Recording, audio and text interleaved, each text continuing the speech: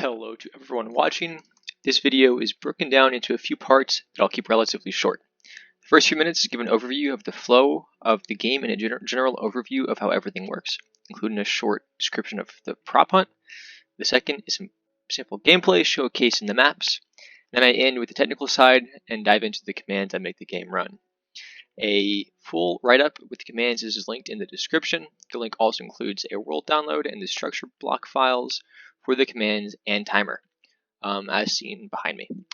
Full disclosure, I didn't create any of the maps found in this game. I have modified all of the maps in some way, some more than others.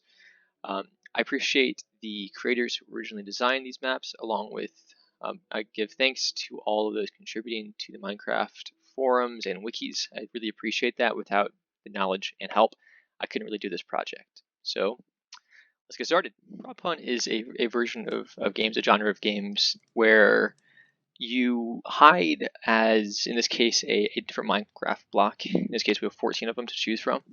And then there are seekers that try to find you. So it's all premise of the game's hide and seek, but with blocks. So the flow, people start in this room, and this is kind of like the lobby area. It's designed by a friend of mine. Appreciate him. And you get put into this main lobby. From here, you can set the time to day or night. Let's set it to night. You also join the players, seekers, and spectators. Your default player, so you don't always have to click this one. If you want to be a seeker, you can definitely do that as well. If I join the player team, actually do this again, it will show me I am a seeker or a spectator. And once there's at least one seeker and at least one spectator, you can hit start game. Unfortunately, there are just one of me right now, so I use one player. But after that, let's go back to join up. Once you hit the start game, it teleports all of the players and spectators to this room. This is the block select room. So you can actually select any of these blocks you want to be, and kind of hide as. Once everyone's selected their block, you can hit one of the buttons on the top to get one of the 4 maps. And the city map's the closest, so I'll just show that. So once you hit the block, you would be teleported all the way up here to this city. Then you could hide in the city. You'll have 2 minutes to hide with a 5-minute and 1-minute alerts, and you can kind of just go wherever you want to in this city. You also have 1 minute to hide. While that 1 minute is happening, the seeker is kind of chilling in this room, and just waiting for the players. After the 10 minutes are up, if the seeker has not found all of the hiders win, and the exit sequence is filled. But if the seeker finds all of the players, the seeker wins, and another exit sequence is filled in that case. Once you are found, you will actually get turned into a seeker, so it is beneficial to know where the other players are hiding. And that's kind of the overview of what Prop Hunt is and the general flow of the game. Oh no! Oh shit! Oh no!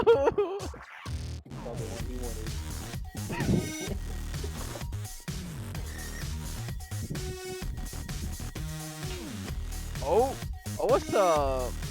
Yo, what's up, Josh? Forgot about that. What? Okay, just get away. Might have. Yo, oh my God, there he is! Get to him! No! Oh my God! Oh my goodness.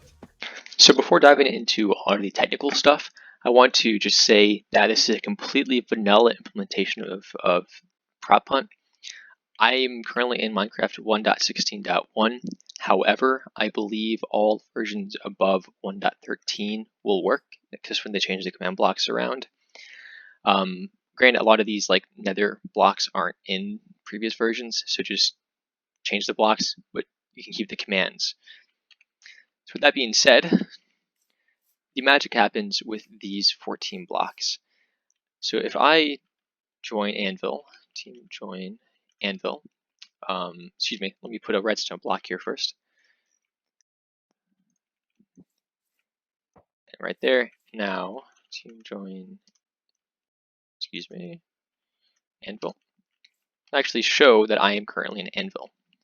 In effect, give ability for 10 seconds, it looks like I am an Anvil, which is super cool. That's basically just how it works, and you can just hide as this block.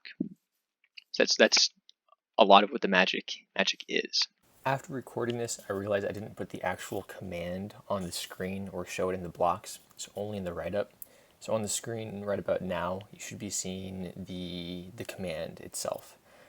Again, look in the full write-up for all of the commands, but just the sample command is on the screen. Go back to team, join op, and creative. So as for the sequence of the game, once you hit the start game button in there, it actually places a redstone block right at this location. From here, it determines how many seekers and players there are based off of, and it puts that result into a scoreboard. It looks at the scoreboard and compares it to, in this case, 1 or greater.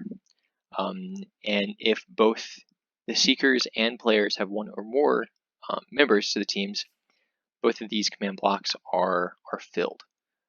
Both those spots are filled with redstone blocks, which functions as an AND gate to activate this command block, which just fills the area above it with the redstone blocks.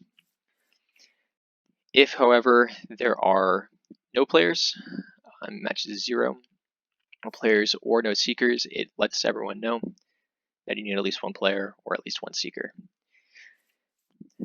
After the pre-game check, these command blocks are run, and they do things like reset all of the scoreboards. So reset the timer, deaths, and seeker kills were found. It teleports all of the players and spectators to the block choose area, which I showcased before. It clears everyone's inventory. It tells the seeker what's going on, that they're choosing, they're hydro picking blocks in the arena, and it teleports the seeker to the waiting room, which is this structure right here. Other than that, it makes sure all the players are in adventure mode, and all the spectators are in spectator mode. So that's the pre-game sequence basically. Once that executes and it's checked that all of the players are valid, and once the players are here, they select their blocks and then they select a map. Each base of 4 of these is the same structure. So in the city map, for example, everyone's spawn is changed to the city itself. And the CSGO, in the large desert and the small desert, all the spawn points are changed. All of them fill the same start game sequence that gives everyone invisibility, activates the blocks under the players, and so on and so forth. I'll showcase that next. It places a seeker selector, so that way the game knows where to teleport the seeker once the game's actually started. And then it also teleports everyone to the city itself. And like I said, all 4 of them are the same.